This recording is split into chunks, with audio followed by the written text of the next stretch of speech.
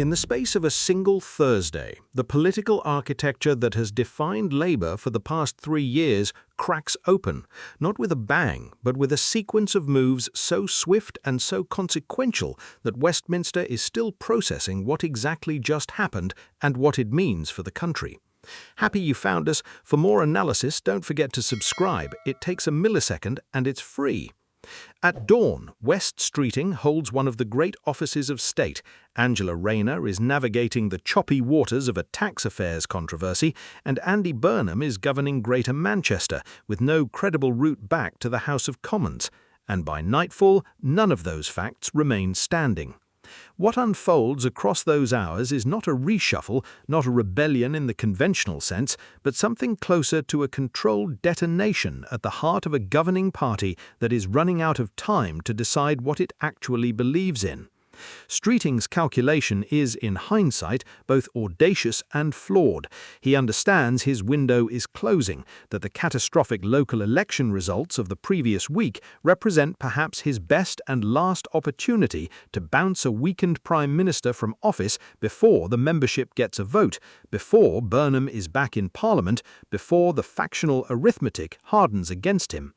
The structural problem for Streeting is one his own side created and then failed to resolve. Labour's right wing has long floated the idea of returning leadership elections to MPs alone, stripping the membership of the decisive role they gained after 1981, but they never secured conference endorsement for that change, and so the final word still rests with ordinary Labour members, where polling confirms Streeting runs second to any candidate positioned to his left.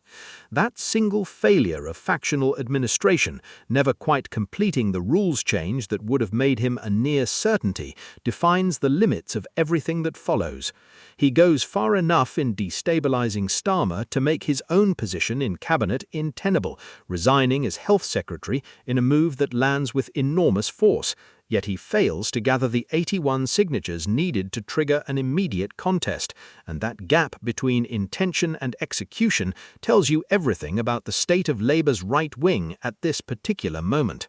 Luke Akehurst, the veteran right-wing organiser and now an MP, articulates the fear that stops colleagues from signing. The risk, as he frames it, is not that Streeting loses to Burnham, but that the process opens the door to someone further left, destroying years of factional work in a single contest. And so the right holds back, trapped by its own logic, unwilling to risk the outcome it most fears in pursuit of the outcome it most wants. Streeting, recognizing the collapse of his position with the speed of a man who has spent his entire career reading rooms, pivots almost immediately, and the pivot is remarkable, throwing his public support behind Burnham's bid to return to Parliament via the Makerfield by-election, the very man he cannot hope to defeat in a leadership race, the very candidacy that, if successful, likely ends his own ambitions for the foreseeable future. It is the move of someone who has calculated that aligning with the eventual winner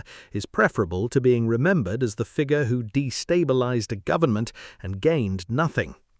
Josh Simons, meanwhile, announces he is vacating his Makerfield seat, a constituency in Burnham's Greater Manchester territory, citing the need to make way for the mayor's return, a decision whose optics are complicated at best given Simons' own recent political history, but whose practical effect is to clear the first of 2 major hurdles standing between Burnham and a return to national politics. The NEC clears the second hurdle shortly after, granting Burnham permission to stand in the selection process, a decision Starmer notably lacks the political authority to block, having already failed to prevent Burnham from standing in earlier contests in Gorton and Denton. The Prime Minister, for his part, maintains a composure under pressure that his critics interpret as passivity, but which those close to him describe as deliberate, a refusal to be drawn into the chaos on terms set by those manufacturing it, a choice to govern rather than to perform crisis. Reports this week indicate he is preparing to announce an £18 billion uplift to defence spending, a decision long in development and strongly advocated by Defence Secretary John Healey, which plants his premiership firmly in the territory of national security and long-term strategic investment, at precisely the moment when the noise around him is loudest. It is worth pausing on that decision because it is not accidental. In a week when the government's domestic authority is openly questioned, committing to a substantial and serious increase in defence spending signals to allies, to NATO partners and to the British public that the machinery of government continues to function, that consequential decisions are still being made, that whatever the internal turbulence, Britain's international positioning remains grounded. But Makerfield does not wait for geopolitical framing. The constituency tells its own story. A Labour majority of just 5,000 in 2024, Reform UK winning every single council ward in the May local elections with roughly double Labour's share of the vote, a former mining community where the party's emotional and historical roots run deep, but where the present government's economic record has done little to renew that bond. Burnham's personal favourability in the North West sits at a net positive 24% according to Ipsos, towering above every party leader and the Labour Party itself, and Survation modelling suggests that his presence on the ballot makes Labour more likely than Reform to hold the seat, while his absence makes the reverse true. That data point is both a tribute to Burnham's genuine political talent and an indictment of how comprehensively the Labour brand has eroded in the very communities it was built to represent.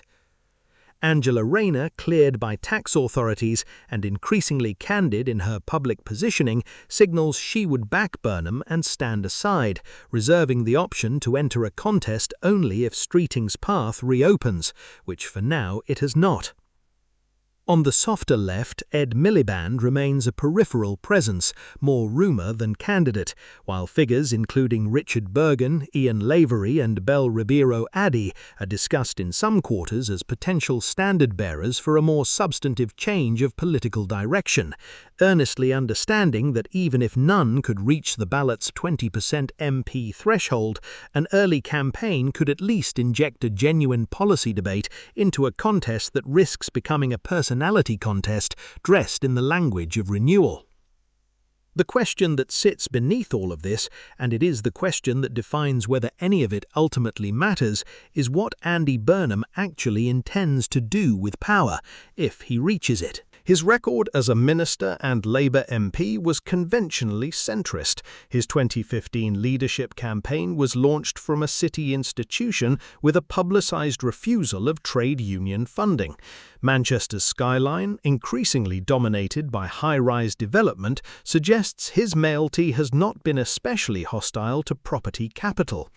He has a publicly stated commitment to proportional representation, which would represent a meaningful structural change to British democracy and a genuine barrier to far-right electoral dominance. But the probability of delivering such a reform through this Parliament in time to matter in 2029 remains, in honest assessment, low.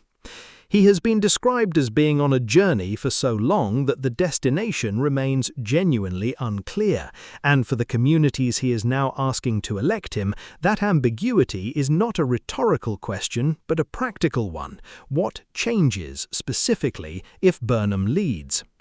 The deeper challenge is the one that Telegraph columnist Tim Stanley frames with uncomfortable precision, that Labour cannot fix the country because it cannot fix itself, because it is a 20th century party without a class basis or a mobilising philosophy adequate to the present, and that observation, whatever its source, lands with force precisely because the past 3 years have done little to refute it.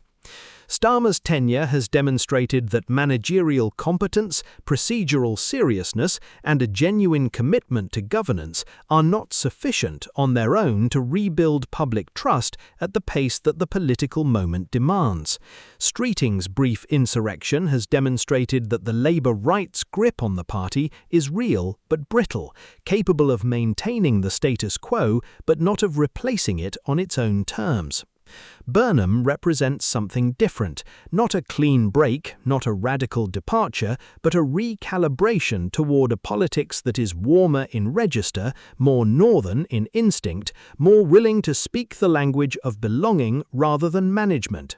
Whether that is enough, whether the voters of Makerfield will feel chosen rather than used, energized rather than patronized, represented rather than processed, is a question that no polling model can fully answer, because it is ultimately a question about trust, and trust, once broken at the scale Labour has broken it, does not return on a timetable that any strategist controls.